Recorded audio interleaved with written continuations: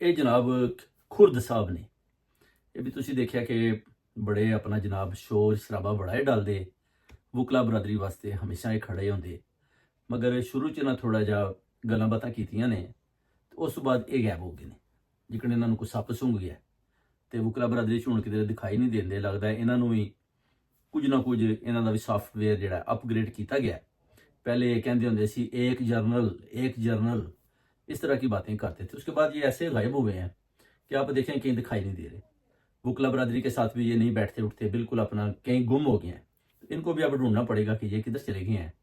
और आयन और कानून की ये बड़ी बड़ी किताबें लेकर बड़ी बड़ी बातें करते थे। तो अब देखते हैं कि जनाब ये किधर चले गए हैं। इनको भी देखना पड़ेगा कि जनाब खान साहब के साथ ये खड़ा होते हैं कि नहीं होते। पहले तो बड़ी दुआइयाँ डालते थे, तो उसके बाद ये फारग होकर अपने घर बैठ गए हैं या कहीं छुप गए हैं। ज़रूर इनको भी किसी जर्नल ने अपग्रेड किया है।